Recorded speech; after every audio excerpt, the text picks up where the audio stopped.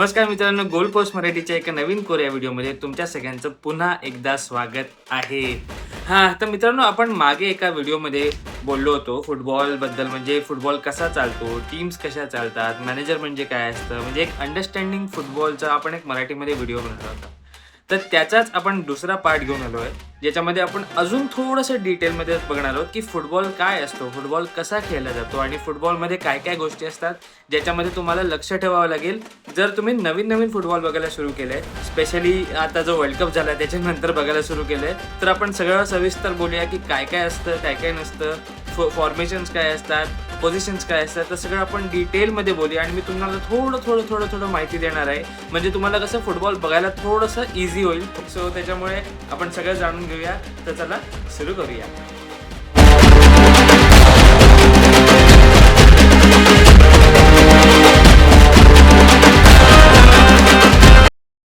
तर सगळ्यात पहिले सगळ्यात एक मोठी गोष्ट आपण समजून घेऊया की फुटबॉलमध्ये काय काय पोझिशन्स असतात.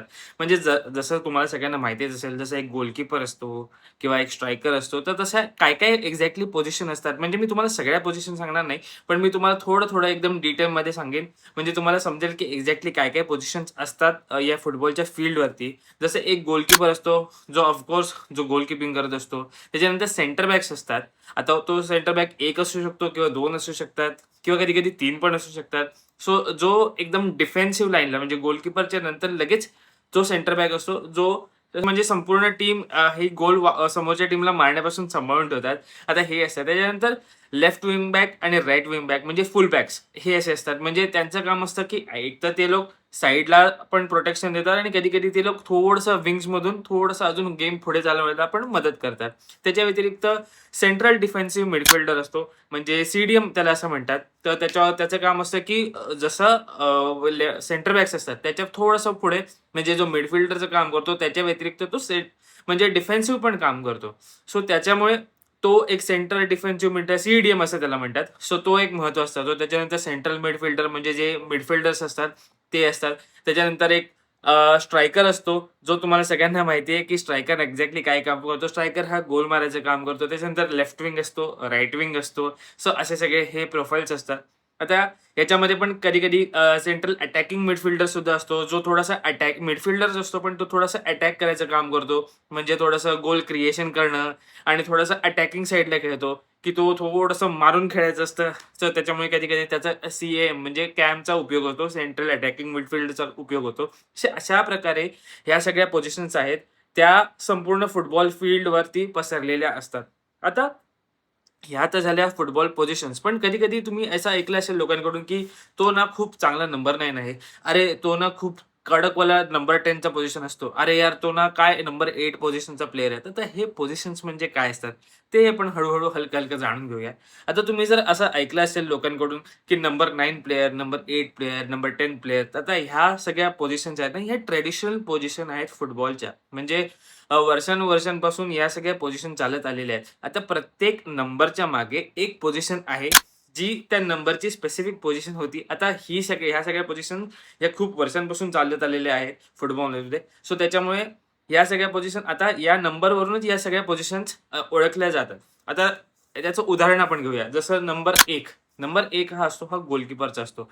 कारण जेव्हा फुटबॉलची टीम हे जे फॉर्मेशन्स जे असतात, ते फॉर्मेशन जेव्हा जमा होतं, तेव्हा स्टार्टिंग गोलकीपरपासून होते. त्याच्यानंतर मग डिफेंडर्स असतात, त्याच्यानंतर मग मिडफिल्डर्स असतात आणि त्याच्यानंतर मग अटॅकर्स असतात. सो नंबर 1 हा असतो, हा गोलकीपर असतो. तर तुम्ही जगामध्ये जेवढे गोलकीपर, जे महत्त्वाचे गोलकीपर बघाल, त्या सगळ्यांचा नंबर 1 असेल, त्यांच्या जर्सीवर नंबर 1 असतं. आता हे सगळे नंबर त्यांच्या जर्सीवरचे नंबर, आपण त्याबद्दल बोलतोय ऑफकोर्स. सो त्याच्या गोलकीपर जे काय असतात, त्यांचा नंबर 1 असतो युजुअली. त्याच्यानंतर नंबर 2 असतात, हे युजुअली राइट बॅक असतात. राइट बॅक च्या पोझिशनवाला असतो. त्याच्यानंतर नंबर 3 आणि नंबर 3 हा असतो, हा लेफ्ट बॅकचा असतो. म्हणजे जसं 1-2 राइट बॅक, 3 लेफ्ट बॅक. आता त्याच्यानंतर नंबर 5 आणि नंबर 4 हे युजुअली मानले जातात. हे सेंटर बॅक म्हणजे डिफेंडर्स त्यांचे मानले जातात. आता ह्या सगळ्यांची उदाहरणं मी तुम्हाला द्यायची झाली तर नंबर 2 चा आठवा तुमच्या फेव्हरेट प्लेयर किंवा तुमचा जो आयकॉनिक प्लेयर आहे ज्याचा नंबर 2 असेल. नंबर 3 चा जो आयकॉनिक प्लेयर असेल, सो तो असेल. जसं नंबर 4 चा आहे सर्जिओ रामोस, हा तुम्ही ऐकला असेल. नंबर 5 जो नंबर असतो, तो डिफेन्सिव्ह मिडफिल्डरचा पण असतो आणि एक सेंटर बॅकचा पण असतो. तो दोन्ही पण घेऊ शकतो. जसं फॉर एक्झाम्पल कार्लोस पिओल हा चांगला सेंटर बॅक होता. त्याचा नंबर 5 होता. पण अगेन झिदानचा नंबर 5 होता. सो त्याच्यामुळे हे दोन्ही पण नंबर्स हे असेच डिस्ट्रिब्यूट केले गेलेले आहेत. सो त्याच्यामुळे हे दोन्ही नंबर असे पण वापरले जातात. त्याच्यानंतर नंबर 6 येतो. नंबर 6 हा सेंट्रल डिफेन्सिव्ह मिडफिल्डर म्हणजे एक CDMचा नंबर म्हणून ओळखला जातो. आता याच्या सगळ्यातलं मोठं उदाहरण झालं म्हणजे इनिएस्टा, जो जगातला one of the best CDM आहे किंवा होता असं आपण बोलू शकतो. तर त्याच्यानंतर येतो नंबर 8. नंबर 8 असतो हा सेंट्रल मिडफिल्डर किंवा बॉक्स टू बॉक्स मिडफिल्डर असतो. तर त्याचा नंबर 8 असतो. तर सगळ्यात मोठे उदाहरण 8 नंबरचं झालं म्हणजे झावी हर्नांडेज, त्याच्यानंतर टोनी क्रूज झाला. तर हे सगळे नंबर 8चे प्लेयर्स जे युजुअली सेंट्रल मिडफिल्डरचे नंबर्स असतात. त्याच्यानंतर येतो नंबर 10. आता नंबर 10 हा काय असतो हे मला तुम्हाला सांगायची गरज नाही. कारण सगळ्यात मोठा प्लेयर जो नंबर 10 वाला असतो तो नंबर 10 आहे तो ऑलरेडी. त्याच्यामुळे मी त्याच्या व्यतिरिक्त काही सांगणार नाही. पण नंबर 10 हा क्रिएटिव्ह प्लेयर असतो जो ही संपूर्ण टीमचा मेंदू असतो. जो जो ठरवतो की कुठे काय असतं, कुठून कसा गोल येऊ शकतो, गेम कसा चालू शकतो. तर हे सगळं काम हा नंबर 10चा प्लेयर करतो. त्याच्यानंतर नंबर 7 आणि नंबर 11 हे विंग्समध्ये असतात, जे अटॅकिंग विंग्समध्ये असतात. तर त्यांचे नंबर्स असतात नंबर 7 आणि नंबर 10. नंबर 7 पण one of the greatest player Cristiano Ronaldo आपल्या सगळ्यांना माहिती आहे. त्याच्यानंतर नंबर 11 मध्ये येतो Neymar, one of the greatest player. So हे असे सगळी उदाहरणं मी झाली. आता ह्याच्यामध्ये तुमच्या आवडतीचे पण प्लेयर असतील किंवा तुमचे अपोजिट म्हणजे तुमचे रायव्हल क्लबचे पण प्लेयर्स असतील, तो असं सगळं पण असतं त्याच्यामध्ये. ऑफकोर्स नंबर 9 म्हणजे द स्ट्रायकर, जो सगळ्यात महत्त्वाचा प्लेयर असतो. नॉट महत्त्वाचा म्हणजे सगळेच महत्त्वाचे असतात. पण नंबर 9 म्हणजे जो मेन गोल मारतो, ज्याच्याकडे बॉल पास केला जातो आणि त्याच्यानंतर तो प्लेयर हा हे जो गोल्स आहेत ते कन्व्हर्ट करतो. जसं करीम बेन्झेमा झालं, इव्हन अर्लिंग हालांड झाले, हॅरी केन झाले. सो हे सगळे मोठे नंबर 9चे प्लेयर्स आहेत. आता मी नावं घेऊन थकेन, पण प्रोफाईल तुम्ही लक्षात घ्या, की नंबर 9ची प्रोफाईल काय असते हे मला तुम्हाला सांगून द्यायचं आहे.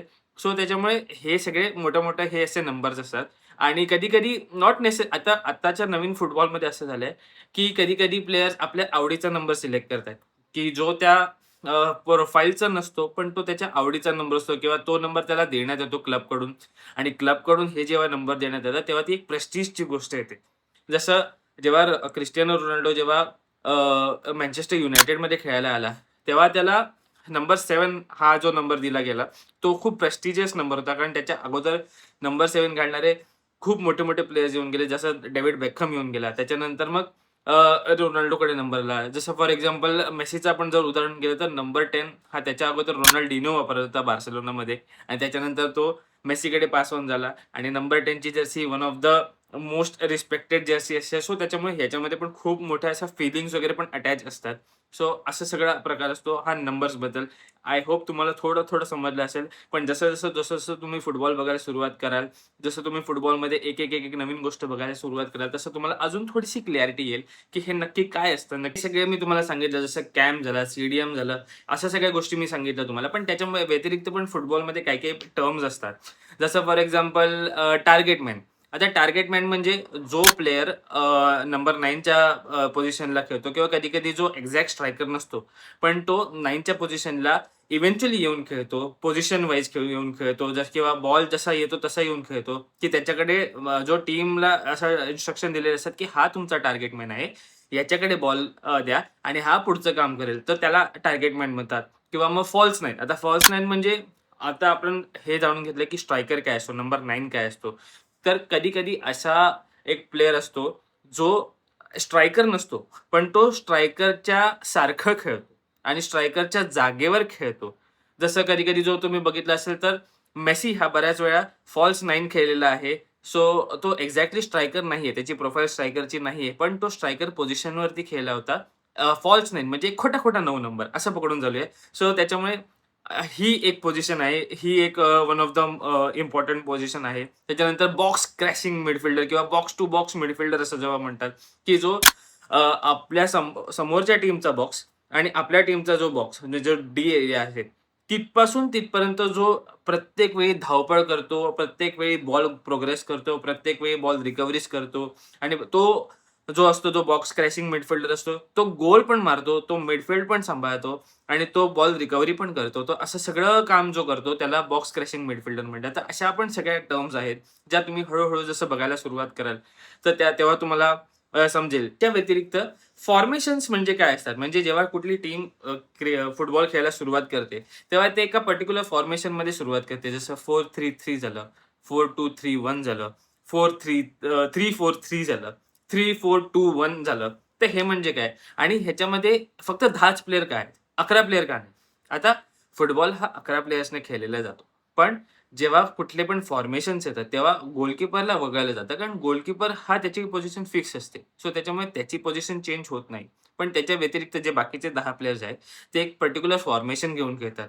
जसं फॉर एक्झाम्पल आता मी इथे 4-3-3चं एक फॉर्मेशन तुम्हाला दाखवतो. आता 4-3-3 म्हणजे काय? तर ह्याच्यामध्ये युजुअली फॉर्मेशन कसं असतं, की 4-3-3 म्हणजे 2 तुमचे wing bags, 2 centre bags, 3 midfielders आणि 3 अटॅकर्स.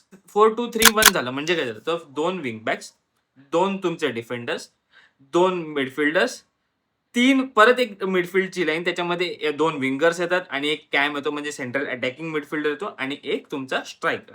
आता 4-3-3 म्हणजे तर त्याच्यामध्ये 3 डिफेंडर्स, 2 मिडफिल्डर्स, 2 विंगर्स आणि त्याच्यानंतर 3 तुमचे अटॅकर्स. त्याच्यापैकी आयदर 2-1 असू शकतो किंवा 2-3 असू शकतो. म्हणजे एक स्ट्रायकर, 2 विंगर्स पण असू शकतात किंवा मग 2 तुमचे विंगर्स किंवा 2 सेंट्रल प्लेयर्स आणि 1 स्ट्रायकर असं पण असू शकतं. तर या सगळ्या पोझिशन युजुअली गेम सुरू होण्याच्या आधीच ठरलेले असतात आणि त्या हिशोबानेच टीमचा संपूर्ण गेम प्ले चालतो. कारण एक स्ट्रक्चरल प्ले असा असावा आणि त्याच्यानंतर मग बॉलच्या हिशोबाने किंवा बॉल पोझिशनच्या हिशोबाने पण गेम त्यांच्या पोझिशन चेंज होतात. पण तुम्ही जर बघाल तर त्यांचं स्ट्रक्चर चेंज नाही होत. म्हणजे अ, जी डिफेन्स लाईन आहे ती कधी-कधी पुढे जाते, पण मागे येते. पण त्याच हिशोबाने ती पुढे जाते किंवा मागे येते. सो असं सगळं असतं. तर त्याच्यामुळे फॉर्मेशन्स हे खूप महत्त्वाचं असतं आणि फॉर्मेशन ठरवणारा असतो, तो त्यांचा मॅनेजर असतो. जो कुठल्याही टीमचा जो मॅनेजर असतो, तो फॉर्मेशन ठरवतो आणि फुटबॉल टीमचे जे मॅनेजर्स आहेत, ते कधी-कधी आपल्या हिशोबाने फॉर्मेशन ठरवतात किंवा कधी-कधी टीमच्या हिशोबाने फॉर्मेशन ठरवतात किंवा कधी-कधी समोरच्या टीमच्या हिशोबाने पण फॉर्मेशन ठरवतात. आता फॉर एक्झाम्पल कधी-कधी जर तुम्हाला माहिती आहे, की समोरची टीम ही अटॅक करून खेळणार आहे आणि तुम्हाला तेवढा अटॅक करायचा नाहीये किंवा तुमच्या टीममध्ये तेवढे अटॅकर्स नाहीयेत. तर तुम्ही काय करता, की तुम्ही तुमचा डिफेन्स घेऊन खेळता. मग त्यावेळी युजुअली कधी-कधी 4-3-3 वापरलं जातं किंवा मग 4-2-3-1 वापरलं जातं आणि म्हणजे काय, की तुम्ही तुमचा अटॅक सॉलिड करताय आणि तुम्ही डीप लाईन खेळताय, की तुम्ही हाय लाईन नाही खेळत आहे, की सगळे डिफेंडर्स पुढे गेले आणि त्याच्यानंतर अटॅक करून घेतात. तुमच्याकडे अटॅकर्सच कमी आहेत, सो त्याच्यामुळे तुम्ही डीप लाईन खेळताय, की तुम्ही थोडं वाचून खेळताय, थोडा गेम वाचून खेळताय. तो असा सगळा प्रकार असतो आणि त्याच्यामध्ये पण बऱ्याच काही-काही चेंजेस असतात. त्याच्यामध्ये पण बरंच काही-काही असतं, की ज्याच्यामध्ये कधी-कधी पाक वाली सिच्युएशन असते किंवा मग काउंटर अटॅकिंगवाली सिच्युएशन असते. आता ते म्हणजे काय असतं, की जसं पाक म्हणजे, की तुम्ही एक गोल मारलेला आहे आणि त्याच्यानंतर तुम्हाला ह्याच्या पुढे मॅच काढायची आहे आणि समोरच्या टीमला गोल मारू द्यायचा नाहीये आणि तुम्हाला गोल मारायचा प्रयत्न कमी करायचा आहे आणि डिफेन्स करायचा प्रयत्न कमी करायचा आहे. सो त्याच्यामुळे जोझे मौरिन्हो याने ही इन्व्हेंट केली होती, की पार्क द बस. म्हणजे आता झालं, आता एक बस पार्क करून ठेवा आणि ह्याच्यानंतर समोरच्या टीमला अटॅक करू देऊ नका. सो असा साधारण त्याचा एक होता म्हणजे त्याचा अर्थ होता. पण कधी-कधी काउंटर अटॅकिंग गेम येतो. तर म्हणजे की जेव्हा बॉल हा आपल्या डिफेन्सिव्ह जागेवरती आहे किंवा मग आपल्या अशा जागेवरती आहे की जिकडून तो काउंटरवरती म्हणजे तो एका वेगवान गतीने काढून समोरच्या टीमला चकवा देत तो गोल मारायचा आहे. सो त्याच्यामुळे तो एक काउंटर म्हणजे पटकन तो ती गोष्ट झाली पाहिजे. सो त्याच्यामुळे ते एक काउंटर अटॅकिंग फुटबॉल होतो. तो त्याला काउंटर म्हणतात. असे बरेच वेगवेगळे प्रकार आहेत. जसं मी तुम्हाला म्हटलं, की तुम्ही जसं आमच्यासोबत फुटबॉल बघत राहाल, तसं तुम्हाला एक-एक गोष्ट समजत जाईल आणि तुम्हाला अंदाज येईल, की एक्झॅक्टली काय असतं. आता मला तुम्हाला एक-एक गोष्ट जर सांगत गेलो तर हा व्हिडिओ कदाचित 2-3 तासाचा पण होऊ शकतो. पण मी तुम्हाला काही-काही महत्त्वाच्या गोष्टी सांगतो, की ज्याच्यामुळे तुम्हाला नवीन-नवीन फुटबॉल बघायला थोडंसं ईझी जाईल. याच्या व्यतिरिक्त पण तुम्हाला काही डाऊट असेल, तर तुम्ही आम्हाला सांगा कमेंट बॉक्समध्ये आणि आम्ही नक्की त्या डाऊटची दखल घेऊ आणि तुम्हाला नक्की त्याची उत्तरं एकदम ब्रीफमध्ये, एकदम डिटेलमध्ये ह्याच्या व्यतिरिक्त आता आम्ही तुम्हाला टीम्सबद्दल सांगितलं किंवा मॅनेजरबद्दल सांगितलं किंवा फॉर्मेशनबद्दल सांगितलं किंवा नंबर्सबद्दल सांगितलं. पण याच्या व्यतिरिक्त पण जर तुम्हाला फुटबॉल बघायचा आहे, पण तुम्हाला समजत नाही तुम्हाला फुटबॉल कसा बघायचा. आता मी तुम्हाला मागच्या व्हिडिओमध्ये एक छोटासा एक हॅक सांगितलं म्हणजे एक छोटीशी गोष्ट सांगितली होती, की आपापला फेव्हरेट प्लेयर निवडा किंवा आपली फेव्हरेट टीम निवडा आणि त्यांचा गेम हळू बघायला सुरुवात करा. पण त्याच्यामध्ये पण तुम्ही गेम कसा बघाल? तर सगळ्यात पहिली गोष्ट म्हणजे की आपली टीम हा बॉल पोझिशन कसा ठेवते ते बघा किंवा आपली टीम कसे पुढे मागे जाऊन प्रेस करते. तर प्रेस करते म्हणजे जेव्हा समोरच्या टीमकडे जो बॉल आहे आणि तो बॉल आपल्याला घ्यायचा आहे, आपल्याला रिकव्हर करायचा आहे, तर तेव्हा आपली टीम कसं एफर्ट टाकून तो रिकव्हर करते किंवा कसं समोरच्या टीमवरती प्रेशर देते, त्यालाच प्रेसिंग म्हणतात. सो ते कसं करते, बॉल रिकव्हर कसा करते किंवा बॉल जेव्हा आपल्याला मिळतो, तेव्हा तो डिफेन्समध्ये कसा खेळवला जातो बॉल. आता ह्या सगळ्या गोष्टी जेव्हा तुम्ही बघाल, की गेम हा सरळ-सरळ चालतोय म्हणजे सगळे प्लेयर्स हे सरळ-सरळ अटॅक करतायत, की आपल्या विंगर्सवरती डिपेंड करतायत, की म्हणजे वाईड अटॅक करतायत आणि त्याच्यानंतर मग इन्व्हर्ट होतोय बॉल. तर ह्या सगळ्या जशा गोष्टी तुम्ही बघायला लागाल, तसं-तसं तुम्हाला समजेल, की एक्झॅक्टली आम्ही काय बोलतोय आणि फुटबॉल कसा चालतोय. फुटबॉल हा खूप ब्युटिफुल गेम आहे आणि तुम्ही जेव्हा एकदा हा बघायला लागलात ना, तर मग हा तुम्हाला नाद लागेल आणि हा नाद ना कधी संपणारा नाद नाहीये. सो त्याच्यामुळे आम्ही तुम्हाला सजेस्ट करू, की तुम्ही हळू फुटबॉल बघायला लागा. जसं मी तुम्हाला सांगितलं, की तुम्हाला काही डाउट्स असतील, तुम्ही नक्की आम्हाला डाउट्स विचारा. आम्ही त्या सगळ्या डाउटची उत्तरं देऊ.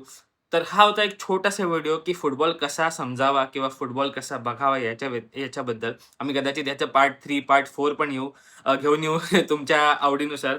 हे समजावं लागेल, की तुम्हाला नक्की काय बघायचंय. तुम्हाला काय डाउट्स आहेत, तुम्हाला काय शंका आहेत किंवा तुम्हाला कुठली गोष्ट समजत नाहीये, तर त्या गोष्टी आम्ही तुम्हाला तुमच्या भाषेमध्ये म्हणजे मराठी भाषेमध्ये सांगू. तर असा होता एक छोटासा व्हिडिओ ज्याच्यामध्ये आम्ही सांगितलं, की फुटबॉल बघितला जावा, फुटबॉल कसा समजावा. त्या व्यतिरिक्त पण तुम्ही आमचे व्हिडिओ बघत राहा. आमचे सगळे YouTubeचं चॅनल बघा. आमचं चॅनल लाईक करा, शेअर करा, सबस्क्राईब करा. तुमच्या सगळ्या मराठी बांधवांपर्यंत हा व्हिडिओ पोहोचवा. आमचे सगळे व्हिडिओ पोहोचवा. आम्हाला सोशल मीडियावरती फॉलो करा आणि बघत राहा. गोलपोस्ट मराठी, आपला फुटबॉल, आपली भाषा.